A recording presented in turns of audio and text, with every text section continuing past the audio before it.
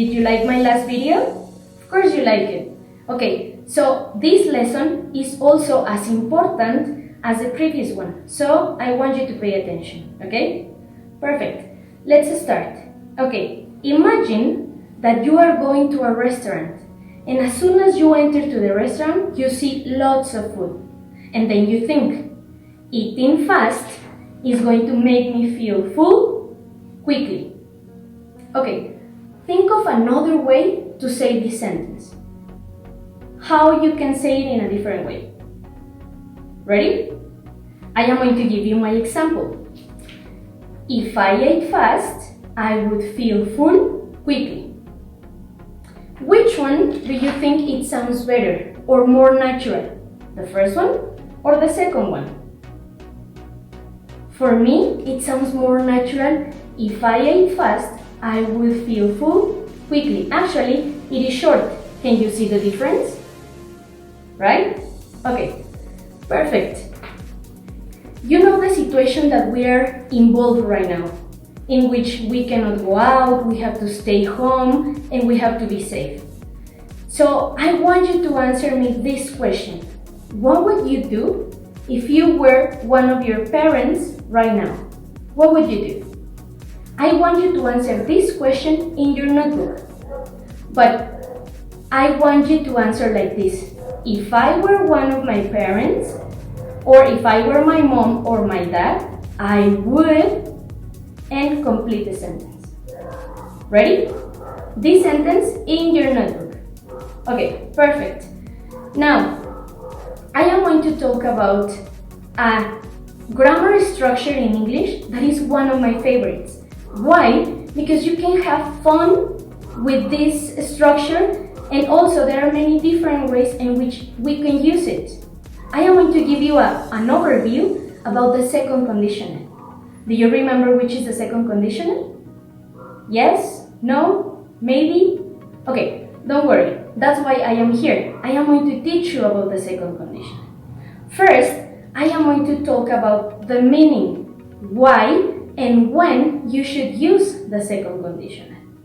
The second is what it looks like. This is the structure, words, punctuation, and tenses that we are going to use in the second conditional. Are you ready? Okay. I need you to take notes in your notebook because this is important for further exercises that you are going to answer. So take out your notebook and start taking notes. Okay? Perfect. The second conditional, it has many different ways in which we can use it, as I told you before. One of those is to imagine that our lives or somebody else's life is different. For example, if I had enough money, I would help lots of families in this situation. Why is different? Because I don't have the enough money to help those families. Also, like in the question that I told you, what would you do if you were one of your parents? In that one, I can answer, if I were one of my parents right now, I would be working for my kids. You see, it is somebody else's life because it is not my life. Yes? Now the second is to ask hypothetical question. Once again, like my question, what would you do if you were one of your parents? This is a hypothetical question because it is unlikely to happen. Yes? Perfect. And the third one is to give advices. This is the most common in the second conditional. I am going to tell you something like, what would you say to somebody that needs to go out to work right now? What would you say to this person? Maybe you can tell them, if I were you, I would carry hand sanitizer and a face mask. Yes? I'm giving you the three ways. Somebody else's life, if I were you. Hypothetical question, what would you say? And to give advice, I would carry hand sanitizer and a face mask. Got it? Perfect. Now I am going to be more clear. The second conditional is formed by two clauses. The if clause, yes, and the result clause. Why it is called a result clause? Because this cannot happen if the if clause doesn't occur. Yes? Like my example, if I ate fast, I would feel full quickly. If I ate fast, this is my if clause.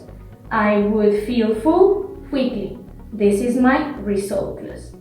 Ready? Okay, perfect. Now, the if clause is formed by if, noun, and a past simple verb. Yes? Like, again, in my example, if I had enough money. If, noun, past simple verb. Yes? Now, the result clause is formed by noun, would, and infinitive verb. I would help lots of families in this situation. I would and an infinitive verb. Yes? Now, this is also important. To join these two clauses, we need one important thing, the comma. The comma goes after the if clause. Yes? So we are going to use if clause, comma, and result clause. If we change this one, if we write the result clause before, we don't need a comma in the middle. Okay? Got it? Okay, if you need to rewind this video so you can take better notes, do it. Okay? So this was the lesson of today. Thank you to pay attention and please stay home and be safe. Thank you.